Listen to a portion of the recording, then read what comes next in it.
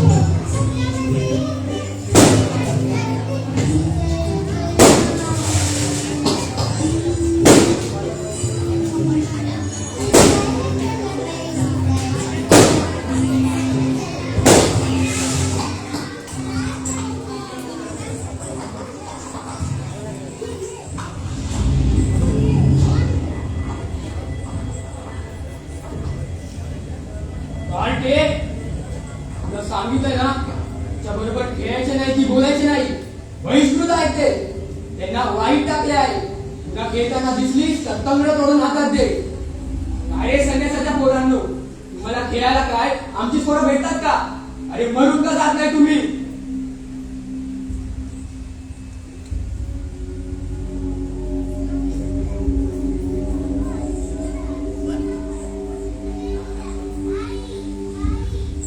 Carte, चल नीट घरी. तुला दिसलीस तर बघ.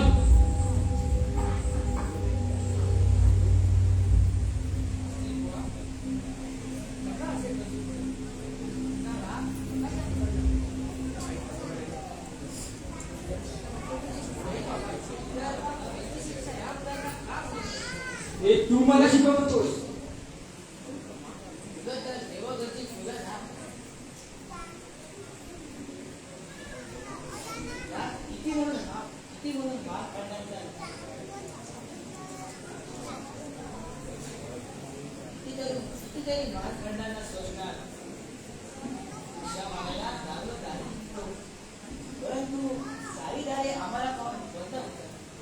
अरे होणारच बंद. बहिष्कृत आहेस तू. आम्ही तुला वाईट टाकले आहे.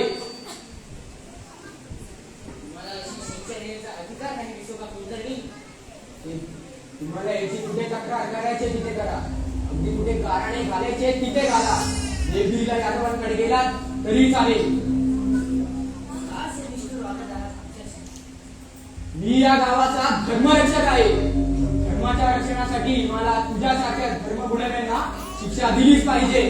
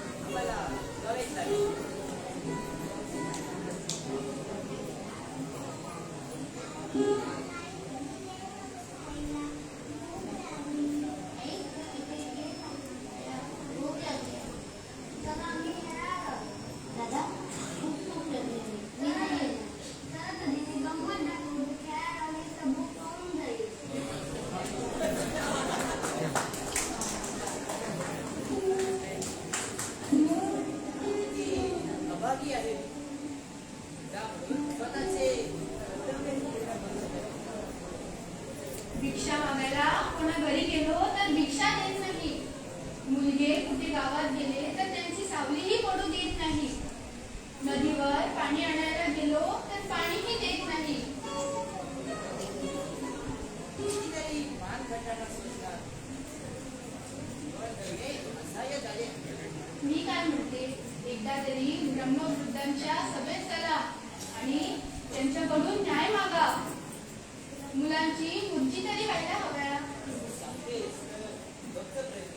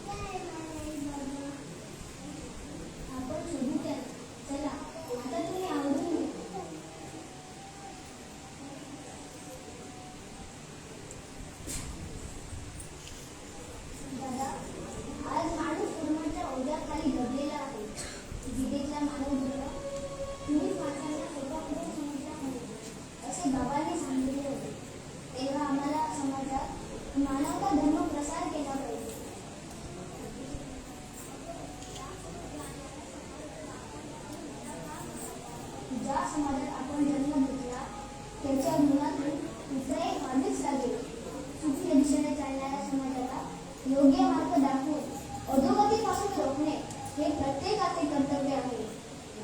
या कामासाठी आम्हाला आमचे शुद्धीकरण करून घ्यावे लागेल.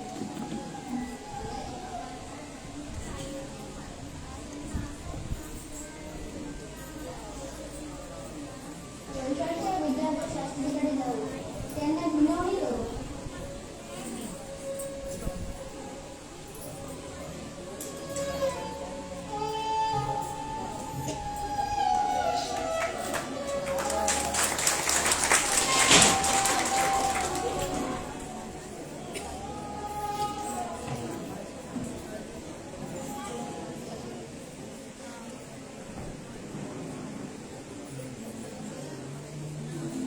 चारही भावंडी अनवाणीतून, काट्याकुट्यातून, दगड गुंड्यातून कित्येक मैलाचा प्रवास करून पैठणाला जातात.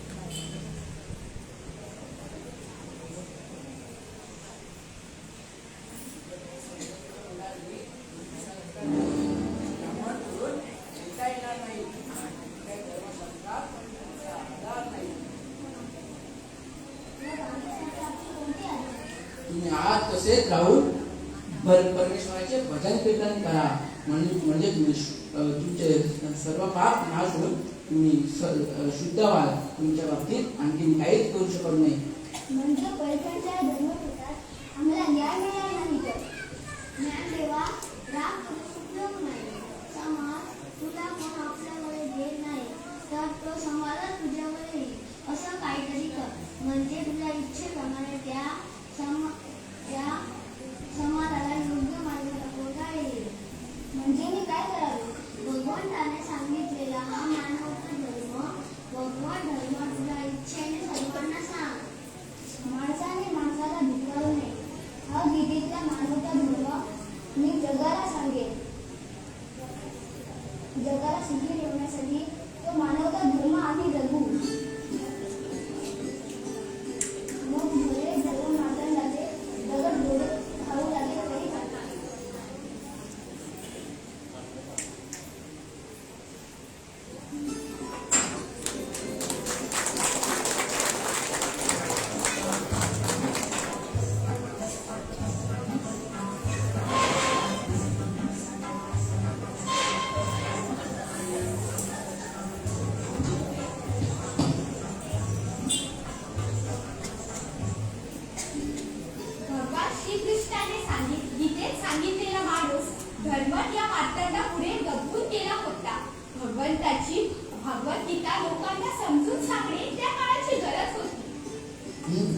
म्हणून ज्ञानेश्वरांनी साध्या सोप्या भाषेत ज्ञानेश्वरी लिहिली. संत ज्ञानेश्वरांनी आपल्या अमृतवाणीने भगवत धर्माचा उद्धार केला. त्यांनी केलेल्या उद्धारावर अनेक संतांनी पुढे कळस चढविला. काहींनी त्यांचा विस्तार केला, काहींनी तर मंदिरे पण बांधली.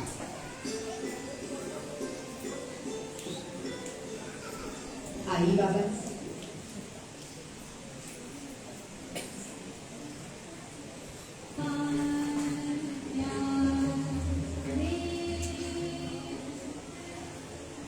ओंकार स्वरूपा सद्गुरु समर्था अशी गुरुची माहिती सांगणाऱ्या संत एकनाथाचा जन्म संत ज्ञानेश्वराच्या 250 वर्षे सुमारे झाला.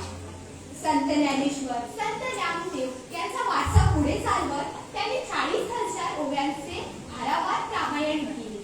त्यांचे रुक्मिणी स्वयंवर हे काव्य देखील खूप लोकप्रिय झाले. त्यांची दत्तांची आरती देखील खूप प्रसिद्ध आहे. चला तर पाहूया त्यांनी रचलेला एक भारूड.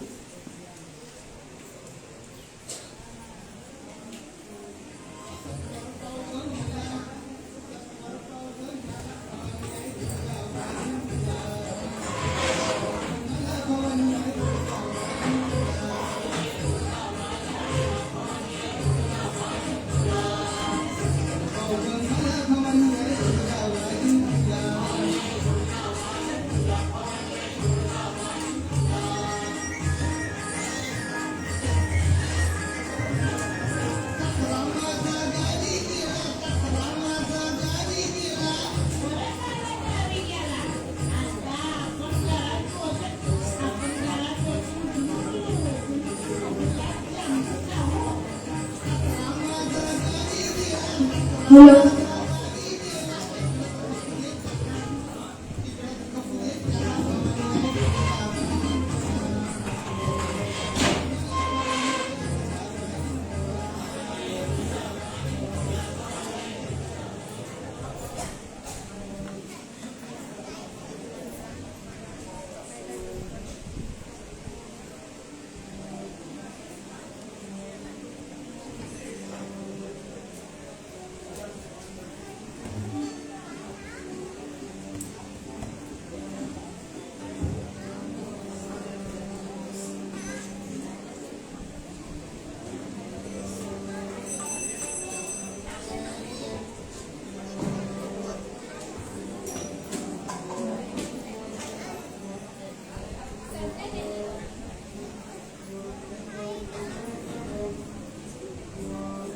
संत ज्ञानेश्वरांचा जर वारकरी संप्रदाय खऱ्या अर्थाने कुणी पुढे नेले असेल तर ते संत नामदेवांनी.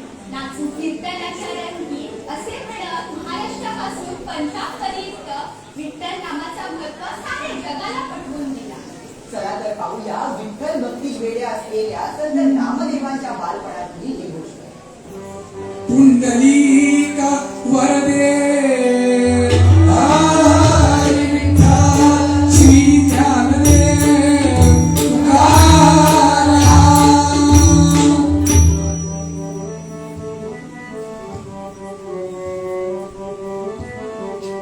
निवृत्ती ज्ञानदेव सोपान मुक्ताबाई एकनाथ नामदेव तुकाराम. निवृत्ती ज्ञानदेव सोपान मुक्ताबाई एकनाथ नामदेव तुकाराम. निवृत्ती ज्ञानदेव सोपान मुक्ताबाई एकनाथ नामदेव तुकाराम. निवृत्ती ज्ञानदेव सोपान मुक्ताबाई एकनाथ नामदेव तुकाराम. निवृत्ती ज्ञानदेव सोपान मुक्ताबाई एकनाथ नामदेव तुकाराम. निवृत्ती ज्ञानदेव सोपान मुक्ताबाई एकनाथ नामदेव तुकाराम.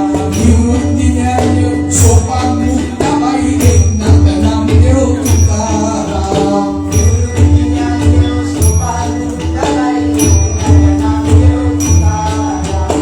एकनाथ नामदेव तुकाराम. एकनाथ नामदेव तुकाराम. एकनाथ नामदेव तुकाराम. एकनाथ नामदेव तुकाराम.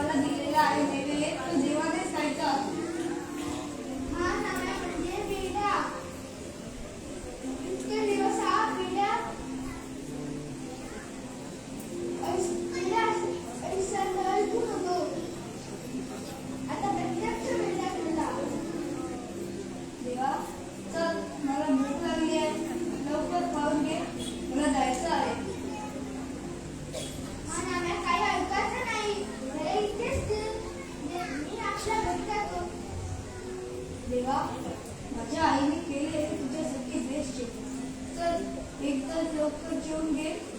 चल ना रे देवा, आटप लवकर. मला देखील भूक लागली आहे. पांडुरंगा, तर नको नाटक करूस. घे घे घे एकदा जेवून. विठ्ठला, तुला सांगतो, तू जेवलाच नाहीस ना, मग मी नाही जेवणार. मी तर हलणारच नाही. आता गंमत पुढे झाली विठ्ठला. माझा जीव भुकेने कसा विसरला बघ. पोटात कावळे ओढायला लागले.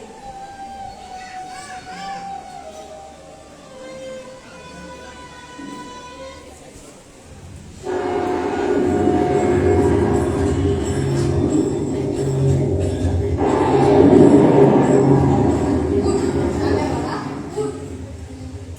देवा, कोण बोलतो देवा? हो, तुझा सात्विक भाव मी आनंदी झाले.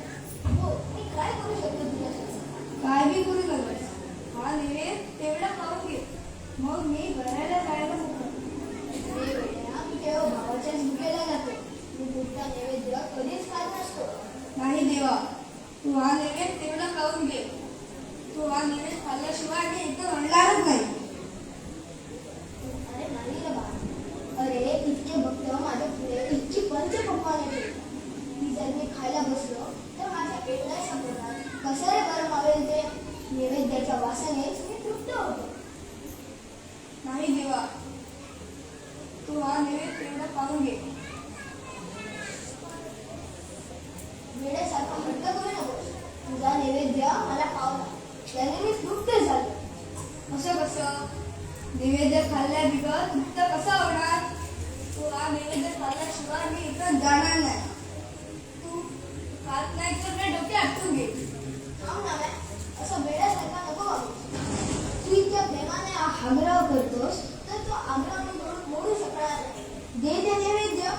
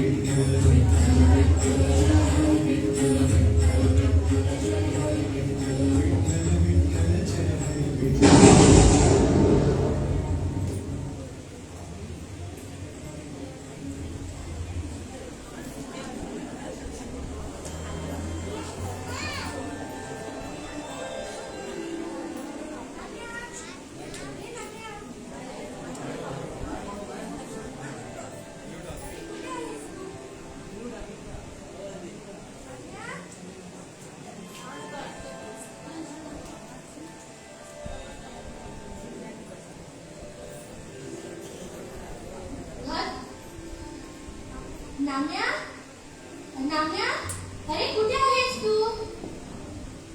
नाम्या, नाम्या, अरे कुठे आहेस तू? नाम्या, हा झोपलास होय रे? उठ, नाम्या उठ. देवा, देवा पांडुरंगा, नाम्या उठ, जागा हो. आई, पिठलं. किती वेळ झाला? काय करत होतास इतका वेळ? देवाचं जेवण येईपर्यंत मला थांबावं लागलं. गाई कुठे गेल्या याच्या पुढे डोके आटून घेतलं. तेव्हा कुठे देव जेवला. अरे नाम्या गप गप. अरे काय हे वेड्यावाने बोलतोस तू? अरे देव कधी जेवतो काय? देवेचं नैवेद्य तूच खाल्लं नाहीस ना? खरं सांग, घाबरटपणा बरा नाही. घरला मी उपाशी ठेवतो का रे तुला? नाही, मी नाही खाल्ला नैवेद्य. देवा शपथ, विठ्ठलच जेवला. बघ की ताट कसं पुसून खाल्ला. अरे नाम्या, आधीच तुला लोक वेडे म्हणतात. त्या लोकांनी हे केलं तर तुला वेडे ठेवून दगड घातली. आता गप्प राहा आणि चल घरला. आई, मला लई भूक लागली. चल घरला लवकर.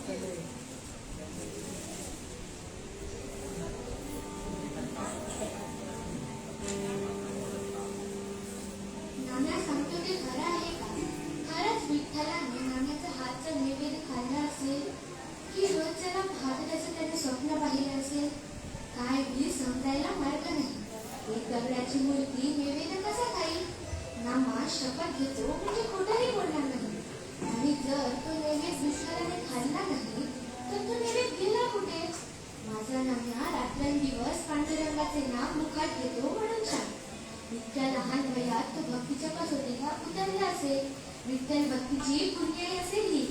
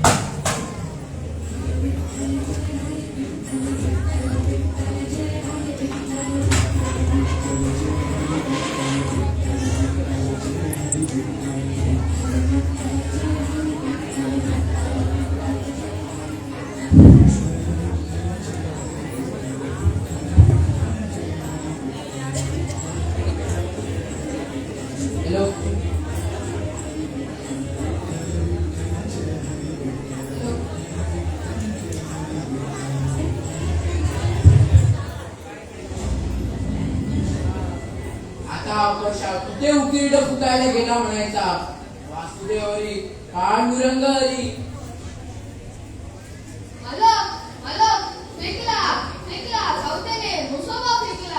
काय सावत्याने मुसवा फेकला?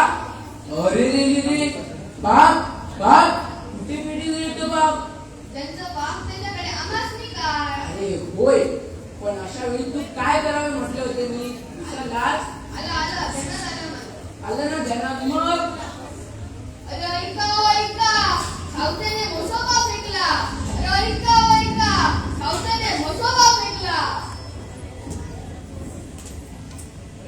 काय पेक्षा कसं उडायला झाले तरी काय?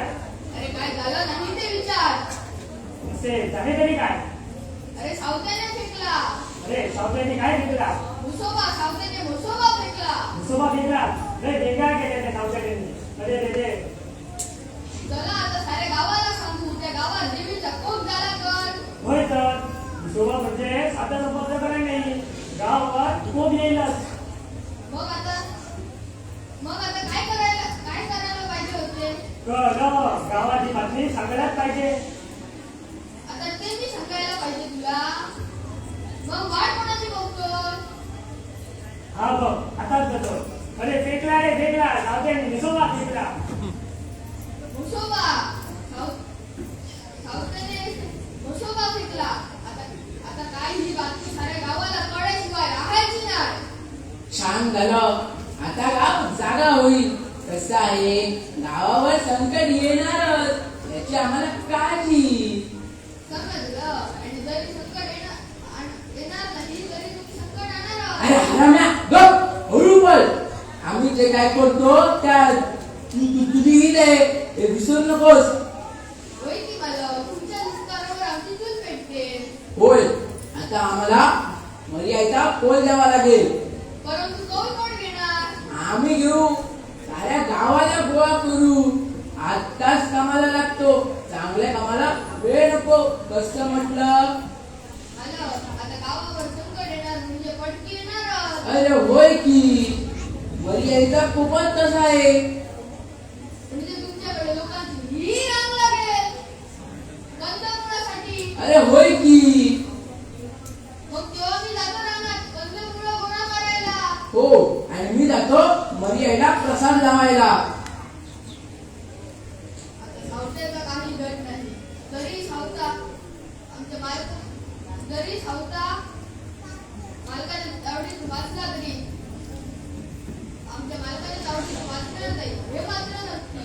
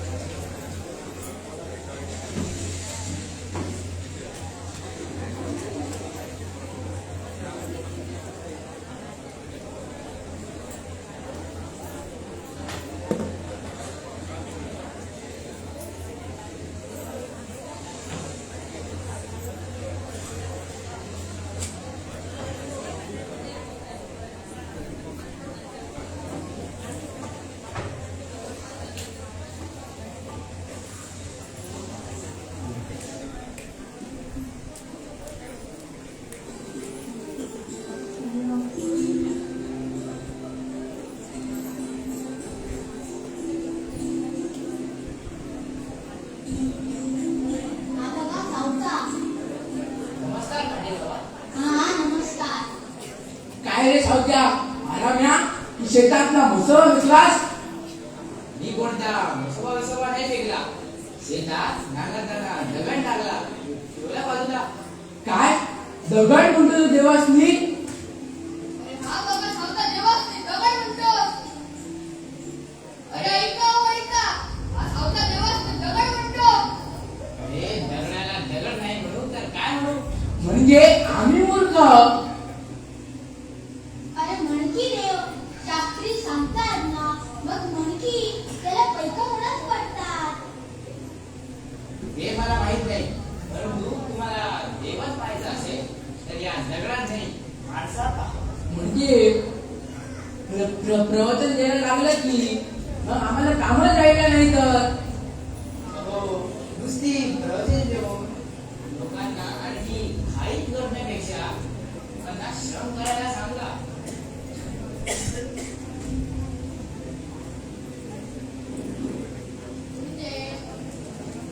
म्हणजे श्रमात कामात देव पहा.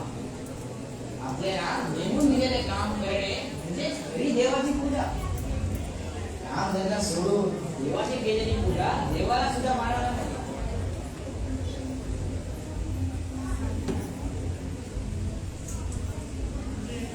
तुमच्या वाड्यात होतो देव पूजा करतो ते फुकट गेले का?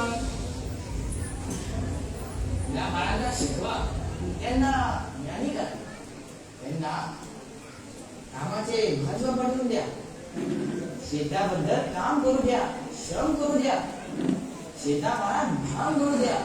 नुसती प्रवचने करून भजने करून काही मिळणार नाही. अरे मूर्खा, तू आजपर्यंत एकदाही पंढरपूरच्या वाड्याला गेला नाही आणि तू विठ्ठलाचा स्वतःला मोठा भक्त समजतोस. अरे खरा मूर्ख तू आहेस तू. हो, नाही गेलो मी कधी पंढरपूरच्या वाड्यात, परंतु मला पूर्ण विश्वास आहे माझ्या हाकेला माझा पंढरपूर नक्कीच आहे. तुझ्या हातीला पांडुरंग धावेल नाही ते नंतर पाहू. आता जे काय केले तू त्याचे तुला प्रायश्चित द्यावेच लागेल. प्रायश्चित्त का म्हणून? मी कोणते पापच केले नाही. अरे तू मुसलमाना अडगळीत फेकला, हे मोठं पाप आहे आणि आता गावावर संकट येणार आहे. येणार कुठले? अरे मला याचा खूप झाले गावावर. झालं, आता या सावताने गावाचा सत्यानाश केला.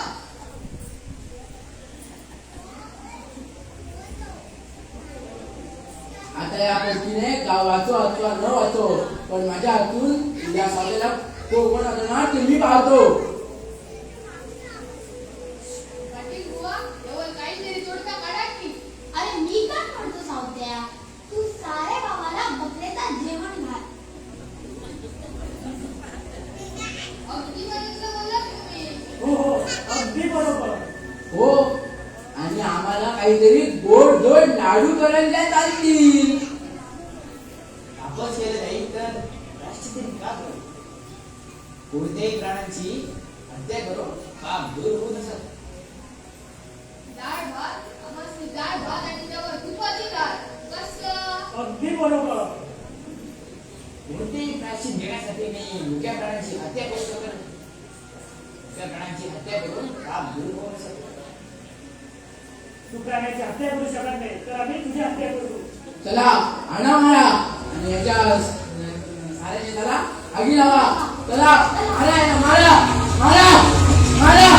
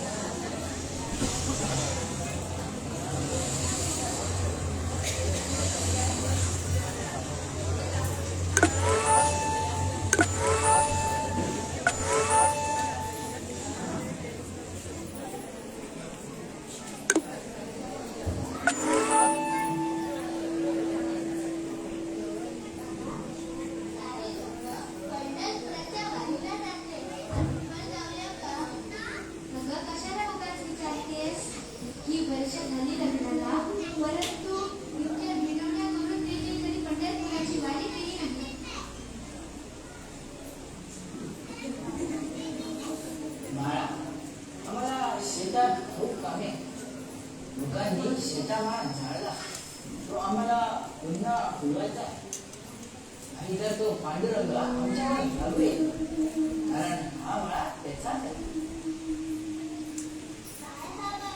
आमच्या पांडुरंगाचा होय, हे सारं दिसतं ते देवाचं असतं. आम्ही फक्त त्याचे राखण नाही. आम्ही काम करूया.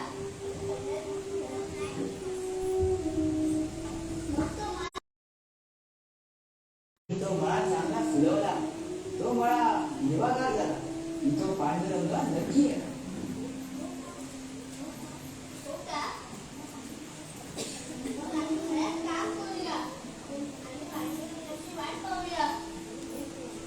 हो, अगं कांदा म्हणा भाजी म्हणजे आपली मिठाई.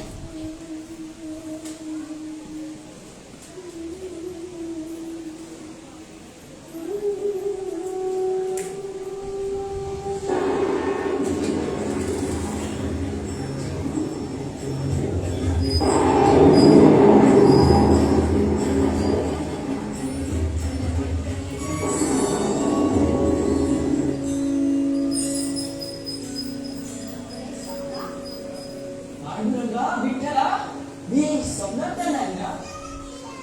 तू स्वप्नात नाहीस. मी खरोखरच तुझ्या घरी आलोय. सावता, मला कुठेतरी लपव. माझ्या मागे 2 चोर लागले आहेत. विठ्ठला, माझी थट्टा करतोस? देवाच्या मागे आणि चोर कसं शक्य आहे? हो, 2 चोर आपल्यासह होण्यासाठी माझ्या मागे लागले आहेत. देवा, आता एवढ्या देवाला लपवायला माझं घर अपुरं आहे. हे बघ सावता, तू जर मला लपवायला जागा देत नशील तर हे बघ, मी चाललो. थांब पांडुरंगा, घर अपुरं पडत असेल पण माझं हृदय आहे. हा माझ्या हृदयात तुम्हाला कायमचा सहारा.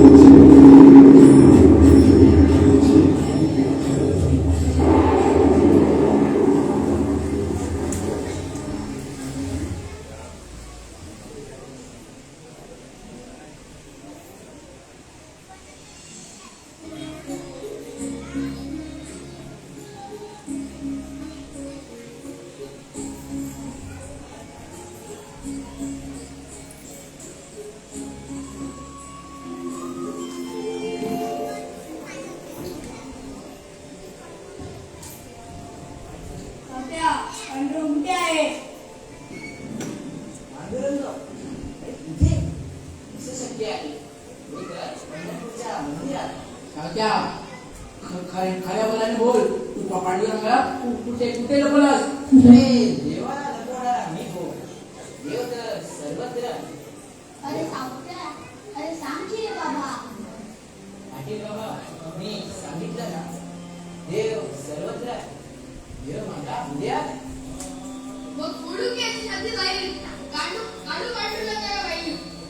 हो हो, हे मी रे या. थांबा. अशी दोन भाषा बोलून उपमार्ग करू नका. तुम्ही कशाला त्रास देता? इच्छाटी करून पांडुरंगाला बाहेर काढतो.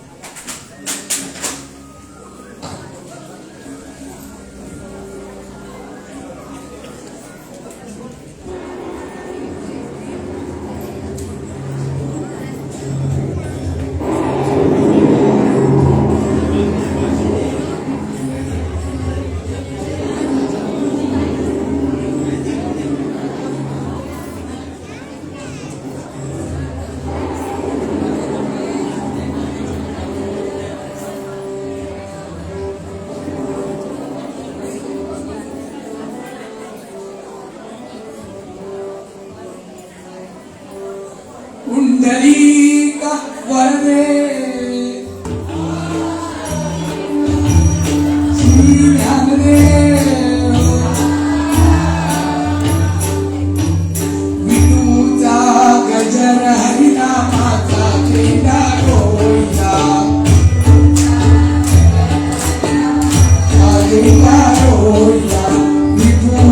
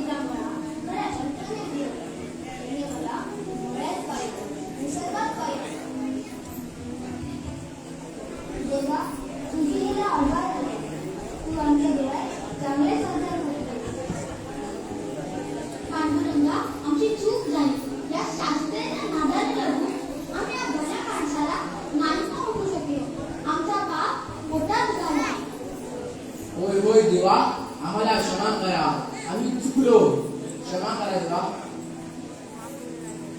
माझ्यासारखे विठ्ठलाचं अंतर्भक्त नाही. हा माझा गर्व अंतर दूर झाला. हे डोळे उघडले. त्यामुळे माझा विठ्ठल मला भेटला.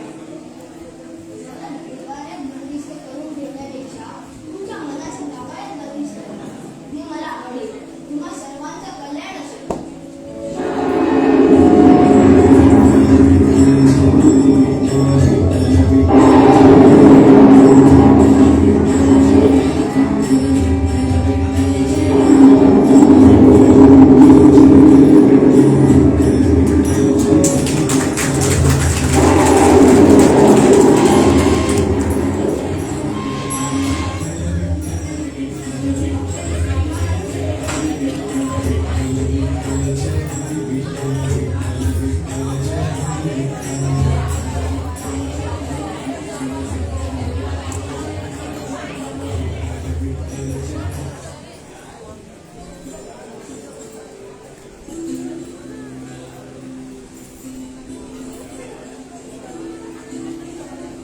अंधश्रद्धा, अज्ञान यासारख्या अंधारातून संत मंडळी लोकांना तेजाची वाट दाखवत होती.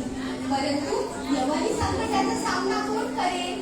एका बाजूने यवनी संकट तर दुसऱ्या बाजूने आसमानी संकट. अशा स्थितीत महाराष्ट्र बुडाला होता.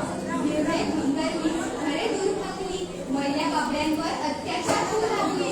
उभी पिके आगीच्या पक्षात चांगली पडली. महाराष्ट्राच्या स्वातंत्र्यावर यवनाचा घाल पडला होता. यादवांची देवगिरी बुडाली. तब्बल 300 वर्ष महाराष्ट्र ग्रहणात होतं. आपल्या आराध्य दैवत जगदंबेला हाक देत होते. आणि काय चमत्कार! दुर्गेची हाक, संतजनाची हाक दुर्गेने ऐकली. महाराष्ट्राच्या भवानी मातेने जिजाऊच्या रूपात दर्शन केले. भोसलेच्या राणी जिजाऊच्या कुशीत शिवरायांचा जन्म झाला. अवघ्या वयाच्या 16व्या वर्षी छत्रपतींनी स्वराज्य स्थापनेची शपथ घेतली.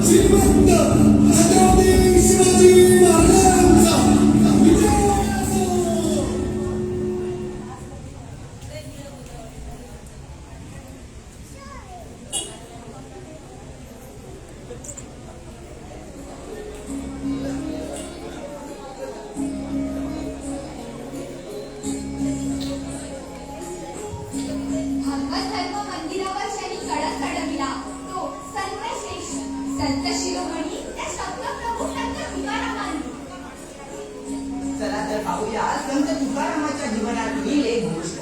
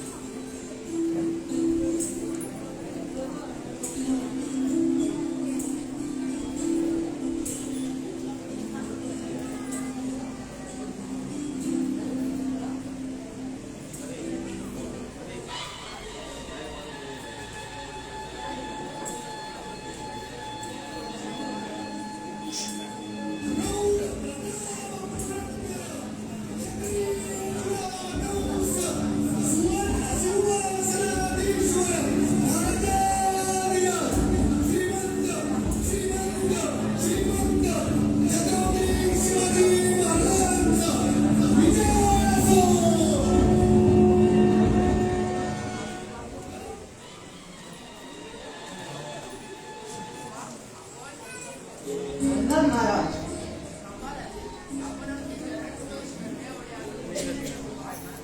आपल्यासाठी आपण वंदनीय आहात.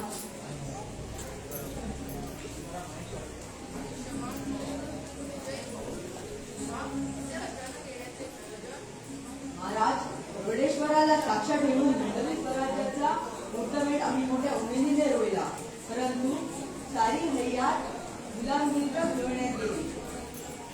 त्या स्वकीयांकडून मात्र सदोदित उपेक्षा झाली. राजाने असे न उमेद झाल्यावर प्रजेने तरी काय करावं? प्रयत्नांनी परमेश्वर प्रयत्न चालू दे. महाराज, आम्ही गरुड झेप द्यावी म्हणतो, परंतु असे काही प्रसंग येतात आमचे अवसानच का डोळून जाते. अज्ञानाच्या गंधेत पडलेल्या अंधश्रद्धालू लोकांना ज्ञानी करण्याचे आमचे प्रयत्न आहे. त्यासाठी तुझ्यासारख्या योजनाची गरज आहे. राजा, या वारकऱ्यांप्रमाणे तू मावळे हो. मराठा हिंदुत्व मिळवावा या उक्तीनुसार कार्य कर. आपल्यासारख्या थोर साधूंच्या आशीर्वादामुळे तर स्वराज्याचा रथ इथवर आणला आम्ही. राजेश, हा रथ आता तुलाच पुढे न्यायचा आहे. तू क्षत्रिय आहेस, मराठ्यांचा राजा. या प्रजेची जबाबदारी तुझ्यावर आहे. माझा तुला आशीर्वाद आहे.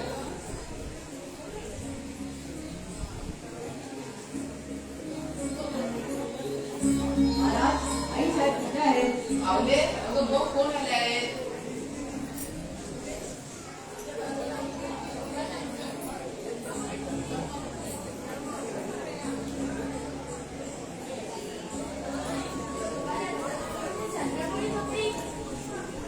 आई साहेब, ही भेट स्वीकारावी.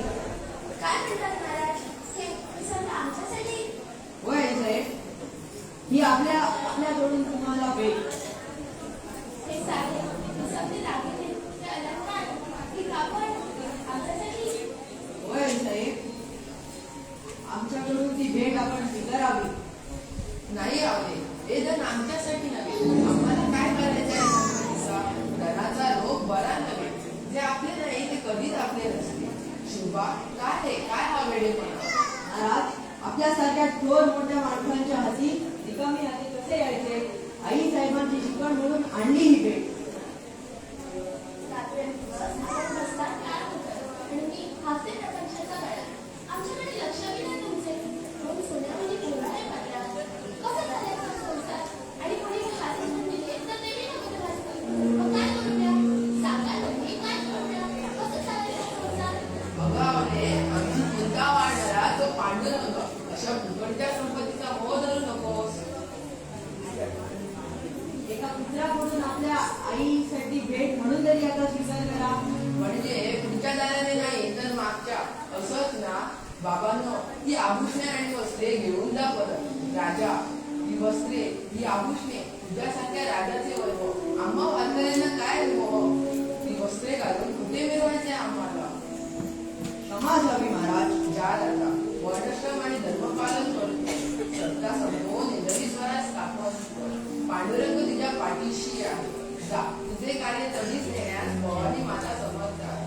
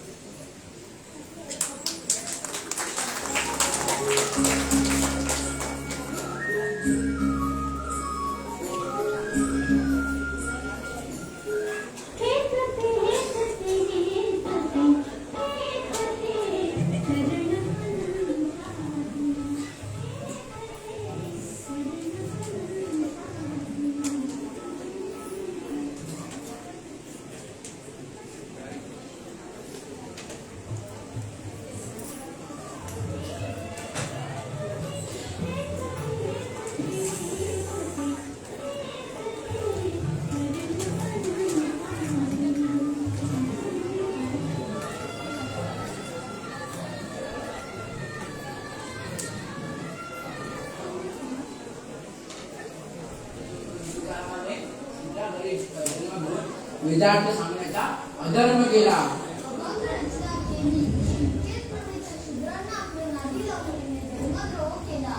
होय, हा त्याचा आपला लक्षात ठेवून आम्ही आदेश देतो की तुकारामाने यापुढे अभंग म्हणू नये. म्हणून तुकाराम यांनी आपल्या अभंगाचे गाठोडे या इंद्राणीत बुडवावे असा माझा आदेश आहे. आपली आज्ञा मला मान्य आहे.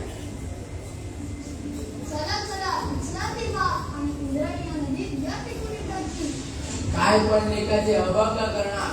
चला उचला ते भाव आणि चांगले कार्य करा. पुण्य पडेल तुमच्या पत्रात. तुकोबाचे कवित्व हे साधं सुद्धा नाही, अभंग आहेत ते. मी आपल्या या शिकलेले आहे. नाही मावणार ते अभंग या इंद्रायणीमध्ये. मग म्हणे इंद्रायणी मावणार नाही. चला भुवाचे अभंगाचे वाचवले. आम्हाला तो सोहळा आमच्या डोळ्यांनी पाहू दे. चला बुडवा ते एकदाचे आमच्या डोळ्यांचे पाणी मिळू द्या. संतू यांना तुम्ही नका बोलू. तुम्ही बुडविणार, आमच्या स्वतःच्या हाताने बुडविणार हे अभंग. या लोकांच्या सुख दुःखाचे, अन्यायाच्या अत्याचारांचे गीत बनून आमच्या ओटी आलेले अभंग. हे अभंग आज मी आमच्या हाताने बुडविणार. आयुष्यभर केवळ संघर्ष केला. आजपासून माणसांशी करायचा संघर्ष संपला. आमचा झगडा आता केवळ विठ्ठलाशी, कारण त्याने हा नाद लावला आम्हाला अभंगांचा.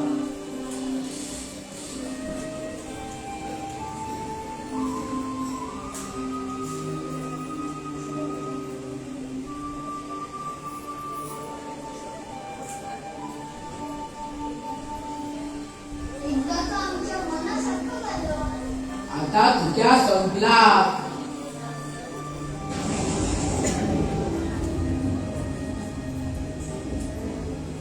आता तुकोबाचे अभंग इंद्रायणीत बुडणार. बुडणार म्हणजे काय? बुडणारच. संधी मिळाली तर त्यालाही दुर्या लटून त्या इंद्रायणीत. छान कल्पना आहे. कटकट समजेल. चला. तुकारामाने आपल्या अभंगाचं वाचवलं. एकदाचं इंद्रायणीत बुडला. आता तुझ्या संपला.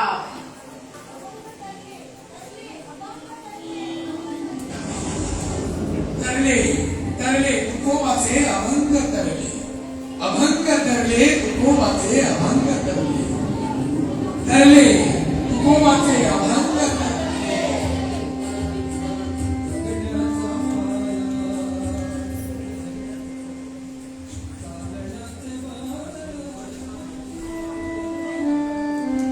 निवृत्ती ज्ञानदेव सोपान मुक्त बाई एकनाथ नामदेव तुकाराम. निवृत्ती ज्ञानदेव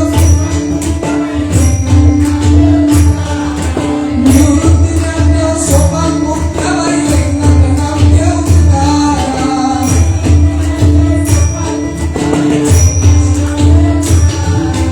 निवृत्ती ज्ञानदेव सोपान मुक्त बाई एकनाथ नामदेव तुकाराम.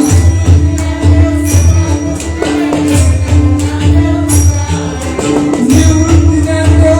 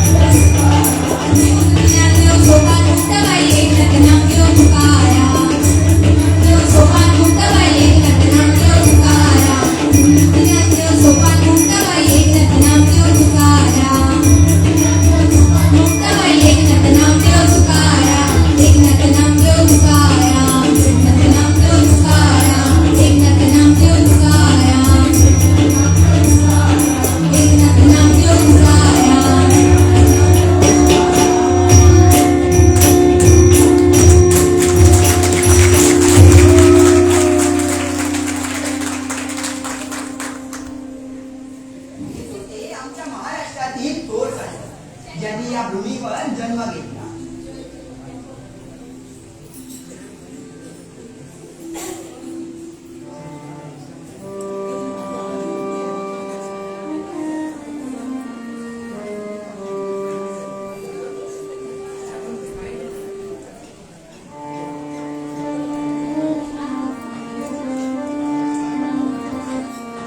माझ्या मनाला छंद, माझ्या मनाला छंद, माझ्या मनाला छंद, माझ्या मनाला छंद.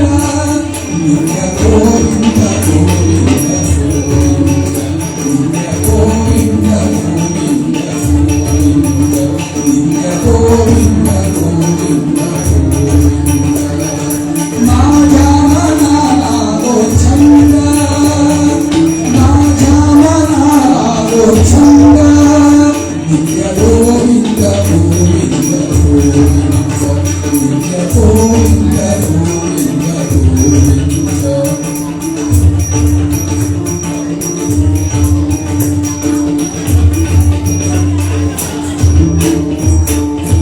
तेणे विरसल बंधना, तेणे विरसल बंधना, तेणे विरसल बंधना. मोठीमध्ये नारायण, मोठीमध्ये नारायण. नित्य गोविंद गोविंद गोविंद, नित्य गोविंद गोविंद गोविंद. माझ्या मनाला छंद, माझ्या मनाला छंद, गोविंद गोविंद गोविंद, नित्य गोविंद गोविंद गोविंद.